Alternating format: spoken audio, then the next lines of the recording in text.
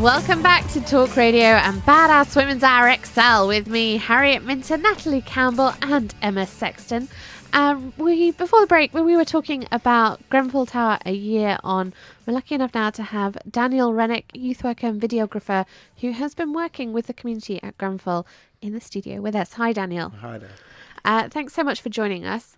Can you tell us a little bit about, I guess, how the community is feeling a year on and what the atmosphere is like in the area at the moment? I mean, I think, especially after the 14th, there was a very big build-up in the area. Yeah. It's been a very emotionally charged year for a lot of people. So I think that what happened on Thursday was it meant a lot. And it kind of feels that people are kind of winding down a little bit now. And there's to some end, the kind of need for respite after all of this, because it's quite hard to build up, especially with people flashbacks or the media engagement and the amount of media attention. It very much feels like it was last year. So and I think the community have dealt very positively with that, actually. And that it's interesting you mentioned flashbacks there, because obviously one of the things that we know is that lots of people from that community are suffering from PTSD, there's anxiety, there's stress. Do you think the media attention and the build-up around last week, has it helped with the grief in any way, or do you think people are still processing? I think it depends. Mm-hmm. It really does depend on the journalist and the nature of the piece that they're doing and what they seek to achieve from what they're doing and how that end product looks when the community look at it. Sometimes we've had great pieces done and sometimes we've had horrible hit pieces done, and it's very hard to know. Yeah. And that kind of breeds tensions, but the media attention itself has been voyeuristic at points, and it has sought to kind of it has led to community issues, right? Grenfell United kind of had to organise amongst themselves the bereaved and survivors because of the onslaught of media attention. And I know many survivors who had to change their number countless times since the fire because people would give out their numbers, and once the media had your number, it just continued. And that level of harassment when you were going through all of those things was not helpful. So, I mean, you can tell a very negative story of the media, but at the same time, there's a positive story we can tell as well. It just depends. That was one of my questions to Jackie, actually, was is the media giving us, the people like us who are not necessarily involved in the community, getting out the right stories in the right way? And I know that you've produced documentaries, and there's been some documentaries a year on, but do you think we're getting the right stories? Do you feel that people are being heard and the media is not necessarily distorting those in the wrong way? I think that some of the documentaries produced for the year have been exceptional. I think the Grenfell, the BBC documentary, an hour and a half long, is actually exceptional in its depiction of the community. I think it's very sensitive and it covers most angles very well. The Guardian's 15-minute documentary that it released on residents of the Silchester estate was also very touching, beautifully filmed. But then you have things like Andrew O'Hagan's The Tower, which is abysmal in my opinion. It makes some serious points. It tells some home truths, but it tells the council's narrative more than it does anything else. And it feels very exploitative to the people who believed him when he said that he wasn't going. He wanted to tell and champion the community story. A lot of people read that piece and had a very, but they were hurt by it. And I think it's important that we go forward with a level of understanding that not all journalists are going to be as sensitive to what the community wants told, and that some people will want to tell their story. And there is also the council's story, right? Which is, as a journalist, if you're telling one side, you have to represent the other. We heard from Jackie just before that she really feels the council is kind of turning up and paying lip service to listening, but they're not really then acting on it. Has that been your experience as well? I mean, I think there has to be a deeper analysis of the council, right? Like Andrew Hagan goes to some level there, right? There's some stuff that he says that's quite sobering and it's worth engaging with, but it's a conversation, right? Now, what we look at with the council is the council eviscerated its services for a very long period of time.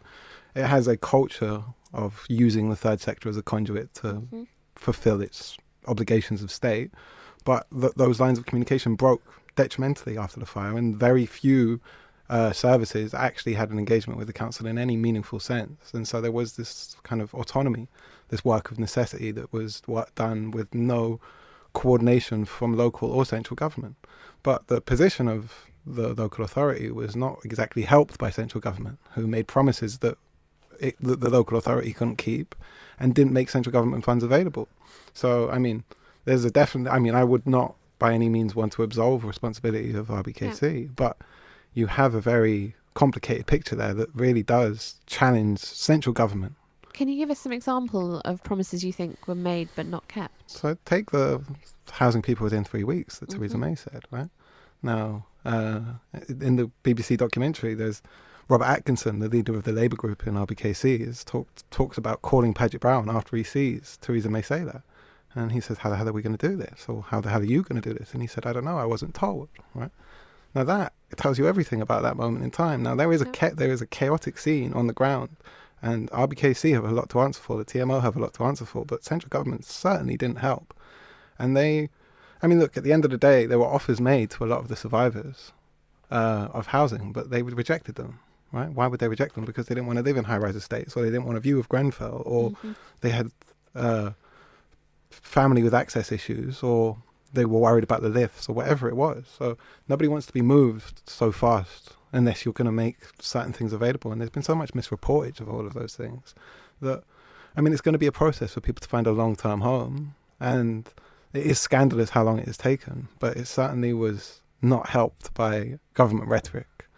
Do you think there's now almost become a bit of a culture of, actually, we've waited so long for this now, I'm not going to move unless it's right? And the kind of the goodwill there has gone because people feel like they've been mucked around. I think that's just, it's the nature of tenancies now. Yeah. People are fearful, right? Because there's an attack more widely on social housing. The Conservatives talk about nudging people, or we talk about turning generation rent into generation buy, and all of these kind of platitudes. And we have shared ownership schemes. We're always encouraging people. And the thing is that people in council housing are feeling like they're being written out because you get these short-term tenancies now. Everything's changing. So when something like Grenfell happens, you're going to be very careful as to what you sign up to or what temporary actually means, right? And I think these fears and the culture, the political climate that we exist within in regards to social housing hasn't exactly helped the situation. And I think that in many ways there could have been central government intervention, both in regards to the insulation and cladding that was on 300 public buildings, many of them schools, hospitals and high-rise estates across the country. And when Theresa May finally, after bending to the pressure from Grenfell United, actually makes those funds available, she takes it from the housing budget itself. So there's no new funds made available. And that's shocking because when we're dealing with the Grenfell situation on the ground, it was at that time that Theresa May makes $1 billion available to the DUP, right? What are we talking about when we talk about political priorities here? There's clearly something coming from central government that means that you pay lip service, but at the same time you don't make the funds available, and if you do, you're going to take it from the same pot. So we're going to have less houses now because we've had this scandal of deregulation that has led to combustible materials being wrapped around buildings. It's insane. Emma, so can you tell us a bit about the documentary that you made called "Failed by the State"? So me and Ishmael Francis Murray. Ishmael was born in Grenfell Tower. He was supposed to be here today, and there's a very vocal kind of member of the estate still. And we engaged a couple of months after the fire. A friend of ours introduced us, saying that we were talking similar stuff. We talked about blogging or vlogging or making a podcast or something, and then a new company that my friends were starting up approached me, and they at first I was supposed to get Loki, the rapper, to kind of head it up, but his schedule didn't work, so it became Ish at the last minute. I literally called Ish on a Friday night. We began shooting on the Monday, and we didn't really prep it, so we shot for 5 days, and it's pretty much a kind of reflection of a 5-day period, though it doesn't really do that in the film. We separate it into 3 parts, and we try and deal with the antecedents to the fire, which is a kind of history of managed decline and social cleansing and framing that, and then looking at Grenfell and the failure of state, and then afterwards looking at the silent marches and the quest for justice. So we kind of try and build into 3 10-minute pieces. Well, it comes to about 24 minutes in total, actually. So it's quite short, but the reception for it's been relatively small. I mean, it was a start-up company funded by RT that put it onto YouTube, and we got a couple 100,000 views. But wow. Yeah. Great that you've got the power to tell the stories. Impressed by that. Yeah. Could you tell us a bit more about these silent marches? Because I didn't realise the silent marches, whether that might have been ignorance on my part, that these silent marches were happening till I watched some of the documentaries in the past couple of weeks. That this is a silent march that happens every month, is it? It's on the 14th of every month, yeah. Right. So the route's changed a couple of times. The first silent march happened on the Monday after the fire. It was organised by a number of individuals. Ishmael Blagrove kind of led the charge. But then after that, on the 14th of July, there was a silent march that went from Al-Manar, the mosque, down to the Wall of Truth. And then a new route was taken up, and Zayed Kred, who has organised the marches ever since, has kind of taken ownership of that and really done a great job of kind of carrying the community and building a sense of unity. And it is very much in the kind of history of non-violent struggle. And he sees that, and he's taken out a lot of the more vitriolic language and builds something that is more unified. And it's very interesting because it suits the mood of North Kensington at this moment in time and the affected communities. People have to bear in mind that a lot of the people who are affected by this are faith-based communities, and so you evoke God more than you evoke a socialism or a leftism or a burning of Theresa May. Like the vitriolic and angered response isn't actually the one that most people feel. There's a deeper spiritual thing, and the silent march manages to tap into that in ways that typical protest doesn't. And it's very powerful. There's something different to it. And today I went on Justice for Grenfell's march, and people shouted down the streets, and people spoke, but it didn't have the same. Yes. It was good. I mean, it's important. I think both have their role to play, but there's something so profound about that silent march. Something very interesting about silence versus that very heightened emotion for having perhaps a even deeper impact. I think people respond differently, and it brings out different communities, and people feel more included when they don't necessarily feel that they're being sloganized or made a conduit for another radical leftist organization. Because that's a lot of the time what happens. You go out because you genuinely care about an issue, but you're holding a placard that's of political parties, and you realize you're part of a bigger agenda, and that isn't the case with the silent march. And actually there is a culture of please be respectful enough to come down and just talk about Grenfell. And I think that is something that is...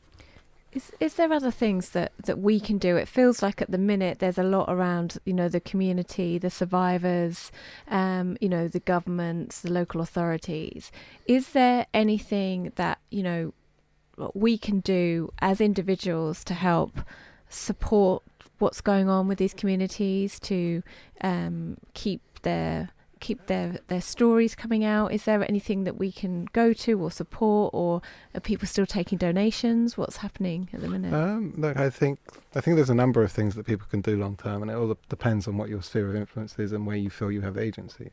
I think one of the key things that is a challenge to anyone who considers themselves to work in the world of media is to kind of create the platform for people to speak. Right now, a year ago there was the media circus that came. And a year later, there's another media circus that came. And in that period, there was a space where you could have trained up local young people to fulfill that function and not have that antagonism again. And nobody in the media had the foresight to be able to do this. They fall over themselves to do the thing that is the grand gesture that looks good for the short-termism, but they don't build the infrastructure that can make that community empower itself and feed them, because this is a long-term thing. If this goes the way of Hillsborough, it's going to go on for 20 years. And we know how much media attention there was. And there's an industry that's constructed around these things because so much attention goes towards them. So why not empower them? So I'm trying to kickstart a few projects of that nature, and I'm trying to develop a kind of youth-led media in the area, because I think that would be one of the things that could really work, because it has to fulfill that function. Now, there is that challenge that I think comes with local reportage that we suffer from nationally now, because there isn't the money for it anymore. It's the same thing with investigative journalism. It's that quick clickbait that really... And so we have to think of the way of driving attention towards the things that matter. And I think that putting that into young people's hands and looking at vlogging and trying to engage that kind of critical thinking through the kind of YouTube generation could bear fruit in a way that actually means that there's money that's being made and revenue, but also engagement with local issues that then have national significance, right? And if we can try and think of those type of interventions, but there's loads of things that can be done.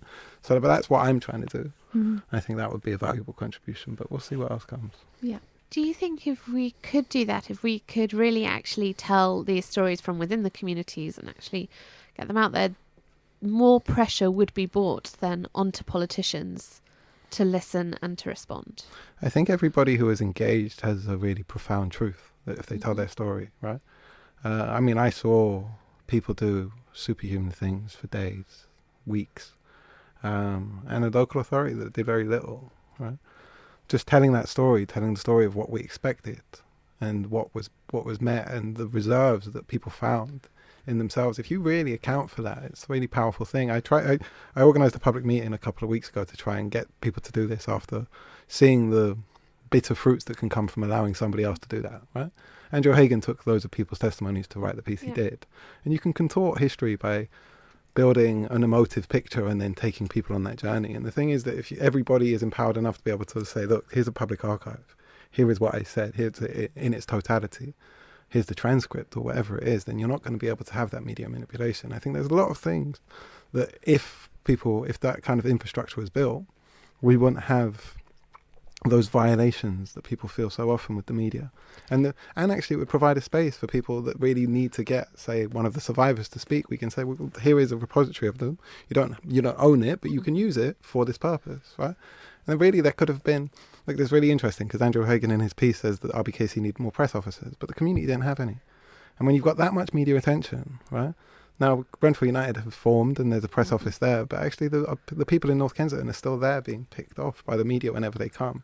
And they just write to Rome, go with the camera and pick up your raw emotion. And I think that there's a lot of challenges that present themselves between journalism and its subject, especially because it was so close to home. It was in London.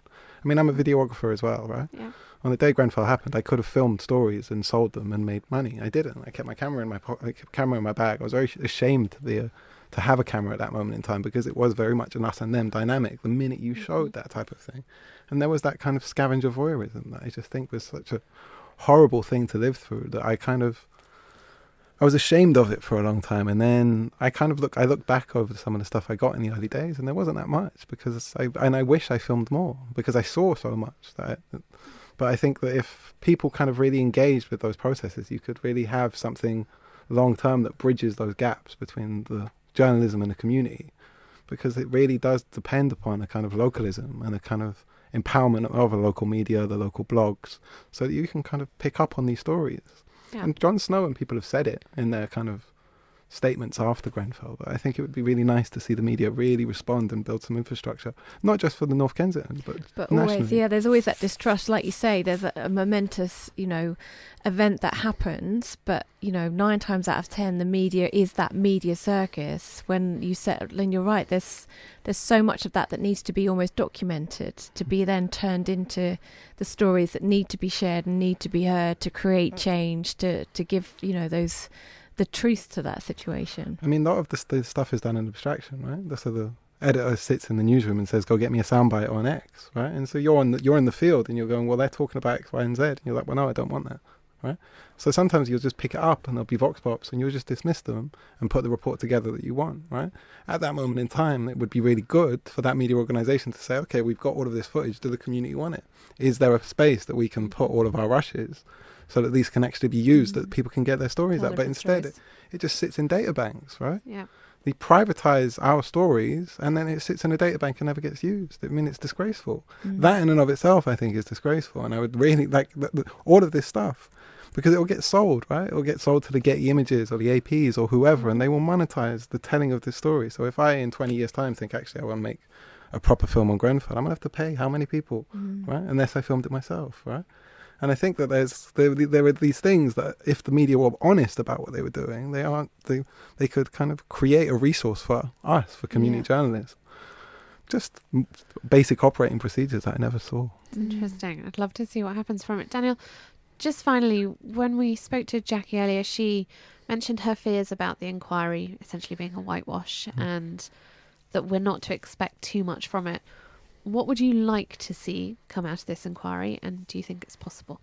I think the inquiry has begun in a very powerful way, and I think that there's been some very big home truths that have already come out and a lot of clarifications that have already come out. Now, it's got restricted terms of reference, and that's always been a problem. It's politically directed, coming through the Home Office and Theresa May.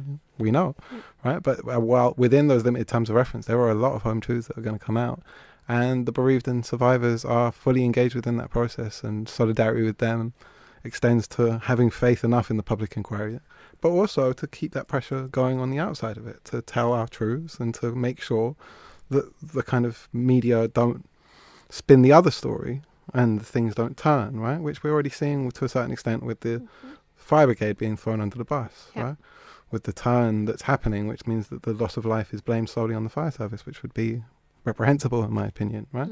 So there are things that we have to do, but I wouldn't call it a whitewash, right? I think that you look at what the opening statements were made by some of the lawyers. They're bringing race and class into it. We've had the revelation that there was a procurement policy of RBKC that didn't have any fire compliance, right? And we know that Celotex targeted the sale of that insulation to a local authority that lacks fire safety at best, right? That is criminal negligence. That should come out in the inquest. If we go through that process, there should be criminal prosecutions. It's going to be a slow time, right? But I think if you connect those dots, I don't think there's many ways that you can see accidental death here, right? I don't think that if you tell the truth, you're not going to come across the fact that a redevelopment wrapped that building in 30,000 litres of petrol, right? And the reason that was done was because fire safety standards were being torn apart because of deregulation and exploited by private enterprise who saw opportunity and didn't see people's lives at danger. It went out of the spreadsheet. Excel spreadsheets don't account for the risk of human life enough, and there was not a risk assessment done. There wasn't compliance. There should have been independent investigations. There was a culture of contempt that led to something abominable happening in the centre of one of the richest cities in the world, and it should never ever happen again. So you think we're going to see criminal prosecutions for manslaughter from this? I hope so, right? I hope so. I don't think that you can look at this with a rational mind and not see it. I think you'll see corporal manslaughter. I think that's the way they'll go. But I think that there is criminal negligence. That's my personal opinion. Fantastic. This is Daniel Renwick, youth worker and videographer, talking to us about Grenfell a year on. Daniel, thank you so much for joining.